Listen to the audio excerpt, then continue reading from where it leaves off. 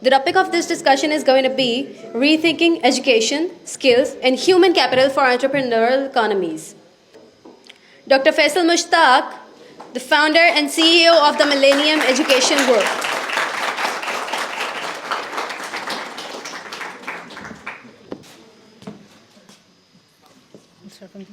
So, one of my professors at IBA, he mentioned that KSAB.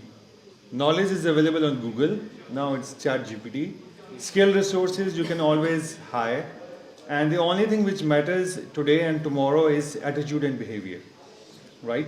So keeping in view with this context, so what is important and how students or how schools are doing to develop positive attitude and behavior in students? Can you answer it, Dr. Faiz? Thank you very much. Thank you. So I think attitude, spot on. Attitude is everything, and attitude mans your behavior. So inculcating a concept and the virtue and attribute of attitude, you need to reflect on those values through the practice of curriculum, through the practice of education. So positivity and a positive attitude is a dividend of positive teaching and is a dividend of happy practice. So from the school point of view, the single most common denominator for a happy school is happy teachers.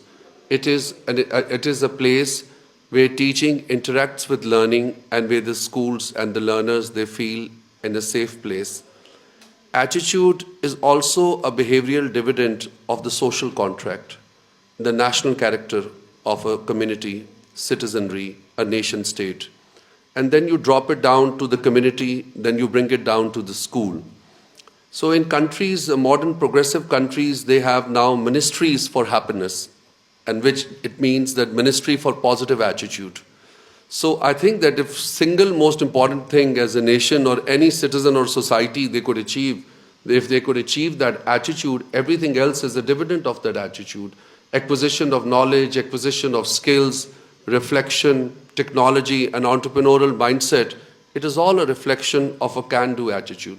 If you look at the brand Nike, it says, what does it say? Nike, just do it. What is that? It is an attitude. That attitude is truly reflective of the global sales and the positioning of that brand. You look at Philips, what does it say? Sense and simplicity. And now when you look at the whole product design, it looks of the attitude. So I think that attitude, you rightly said, it is the thing. And you should not fear technology as something that is going to erode human connectivity and social and emotional connection. Technology and such derivatives like AI, they are influencers, they're catalysts, they are going to shape our future, the way we work and we live. But I'm very convinced that the social and emotional connection and the whole notion of humanity shall prevail and shall reflect back. COVID is a very recent example. After the Spanish flu, we saw the biggest closure of teaching and learning where 1.6 billion children were out of school.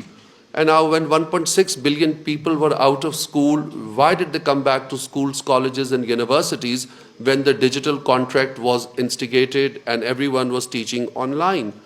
Because people lacked that social and emotional connection. People lacked humanity. People lacked the sense of purpose for learning from difference and diversity.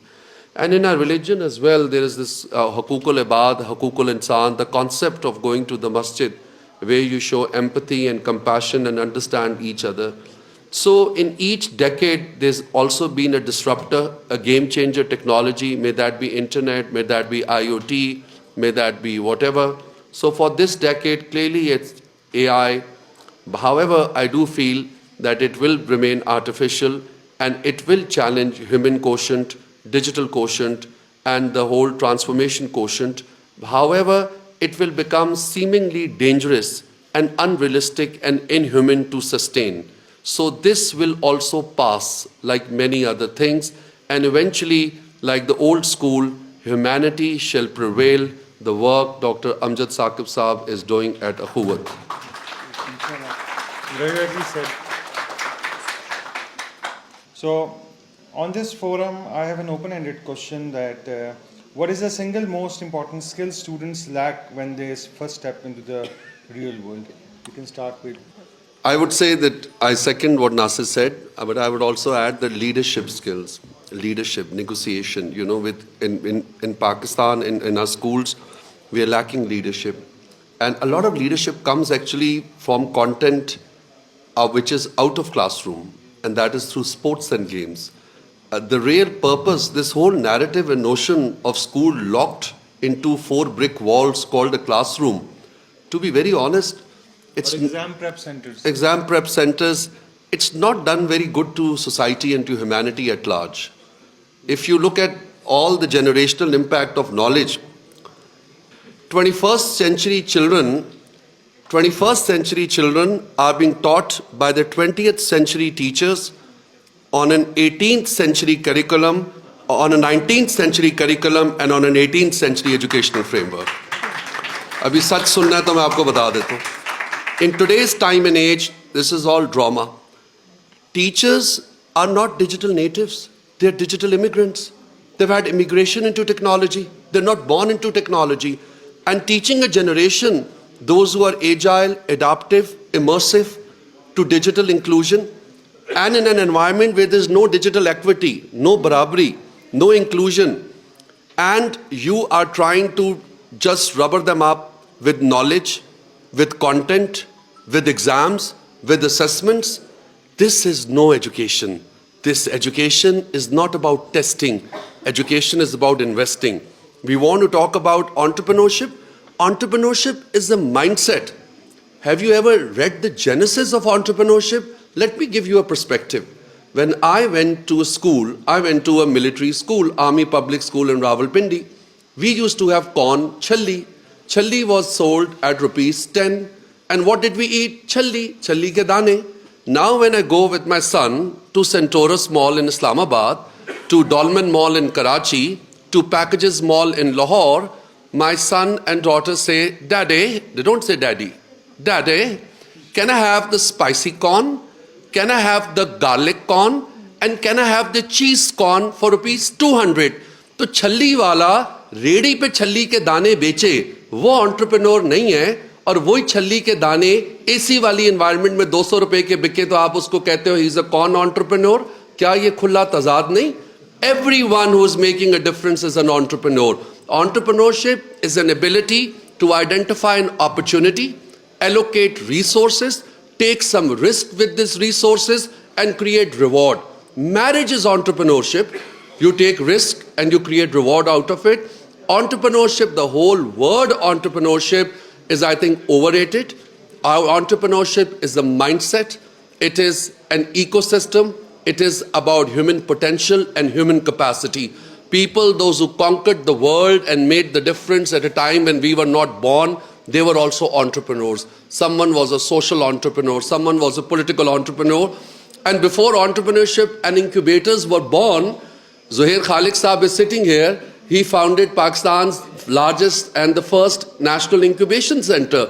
So entrepreneurship is a legacy, it is a journey, it is a tradition. Should it be taught? There's a round of applause required for Zuhair Saab for doing this. Should entrepreneurs should be taught as a subject? No. We believe in teaching everything as a subject. These are values, they should be embedded in the pedagogy, in the curriculum.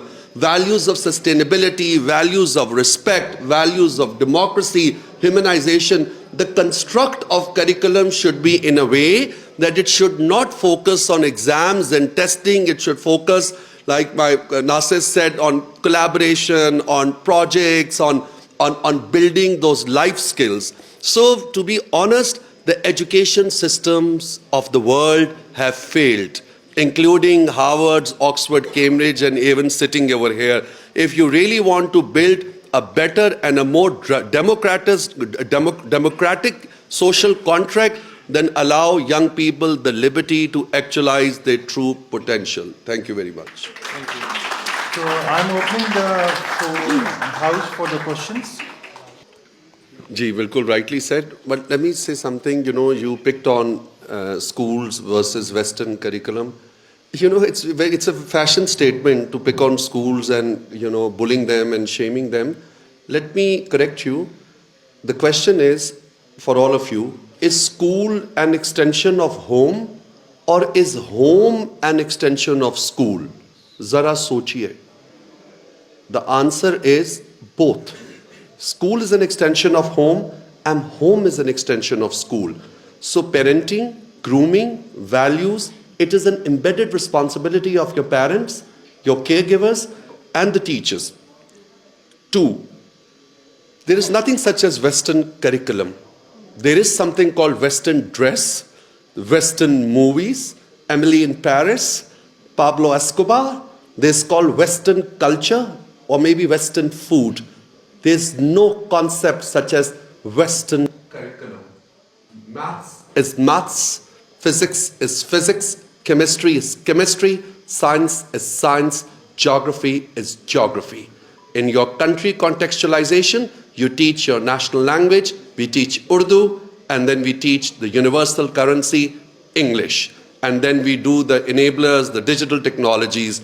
So please grow out of your self-inflicted, deep narratives of confused concepts of education.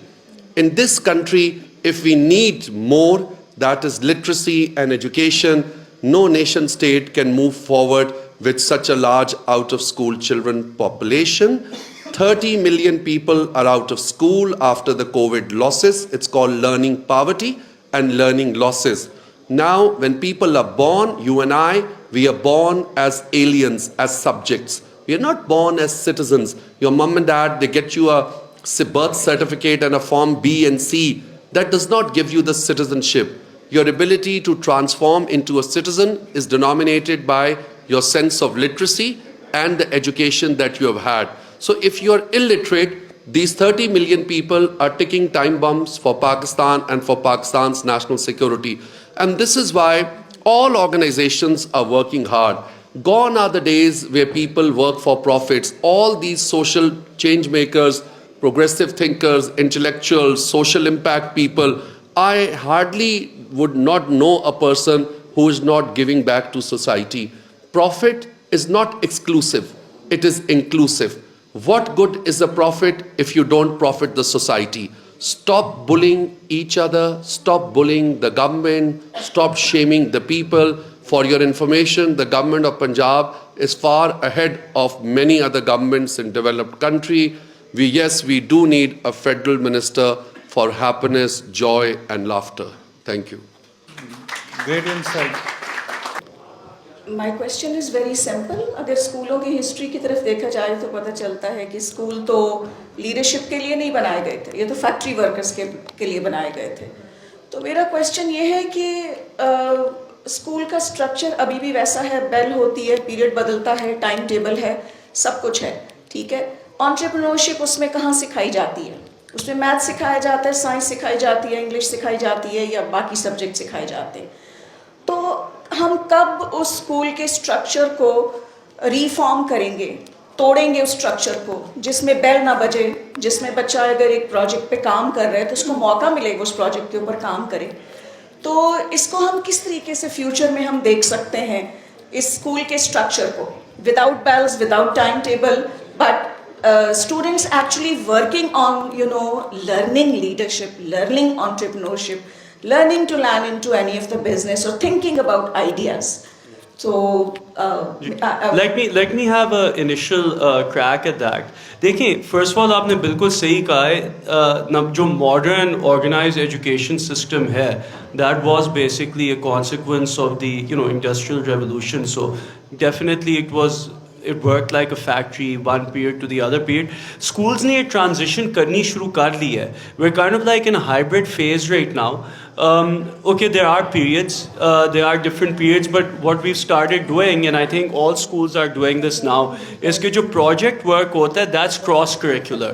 So when you have to work on a project, it's always a cross-curricular project where you will have to bring in strands from maybe mathematics and science and English, and balki if you look at the IB system, in IB schools, particularly in the primary years, the PYP, and the middle years curriculum, the MYP, the entire focus is on cross-curricular learning. In fact, in the IB PYP system, they don't even have textbooks. They only have reference material, and almost all the learning they do is within a cross-curricular context. So that transition is actually starting to happen now. I've also spoken to people who run schools, and you'll be surprised, these are actually low-cost schools.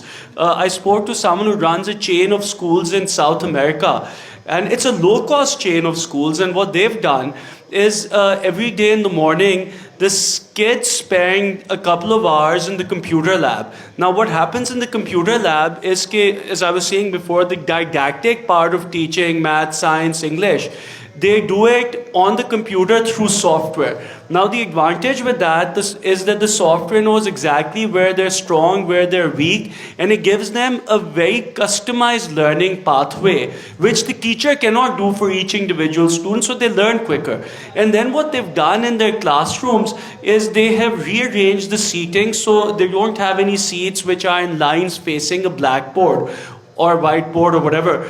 All the classrooms are set up for group work and collaboration, conference type seating udhar hui hui hai. And for the majority of the day, what the students do is they engage in rich interactive learning experiences, and the teachers are not teachers anymore, they're facilitators. So we're also talking about this transition of a teacher from being a teacher to being a facilitator of the acquisition of knowledge and skills. So I actually believe that AI can, and technology in general, can potentially help us make that transition. There's been a lot of talk about these flipped classrooms. We've been talking about it for decades now, where students acquire knowledge independently, and then the school is a place where they come and apply that knowledge. I think with technology, we may actually be able to cross that barrier. So this transition ho rahi hai ji. It's not an overnight transition, but I can certainly say that we are in the process of heading in that direction. If I can add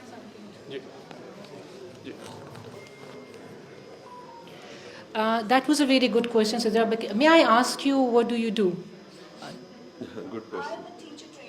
You're a teacher trainer. So the main issue of not changing the classrooms into a workplace or into a environment where people are not actually waiting for the ringing of the bell and the classes and the books is, no one is going to accept a person who does not have a degree or who does not have a 4 CGPA. Like even LUMS, even if you come in with skills, they need to see that degree, they need to see that numbers. Even if you go to any industry, any organization, and you go apply for a job, they're going to look for the numbers. So how can you change this system at the very basic कि हम लोग schools को change कर दें, but no one is ready to accept that child into their system. So the system needs to be changed completely. There needs to be an industry, academia, linkage somewhere. Because we cannot change the school system if no one is going to accept them. Yeah, exactly. Everyone is looking for numbers. That's what actually we require. So the next question. Yeah, that needs to be changed on the government level because there needs to be acceptance on the industry level. Yeah, sorry.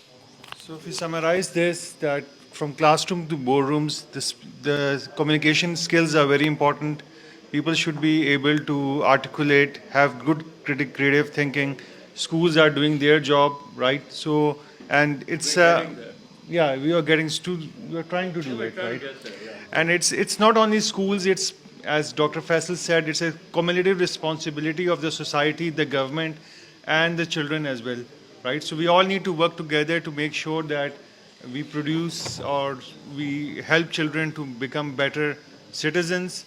Of course, better human beings. Thank you very much.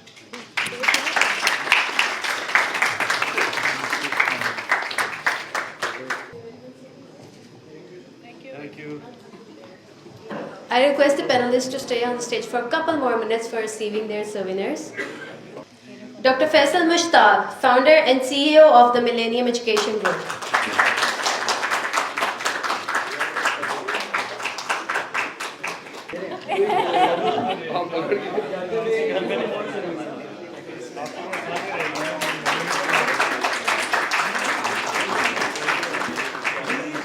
Yeah, And Ms. Fariha Zishan, CEO of Million Smiles. इनका नाम अच्छा graduate करके so what is the company called? So announcement. So this is an award. He's my student, graduate of TMUC. Fast food company. So usually, so who says we don't have a bright future? Students are giving awards to the teachers. Now I deserve all this.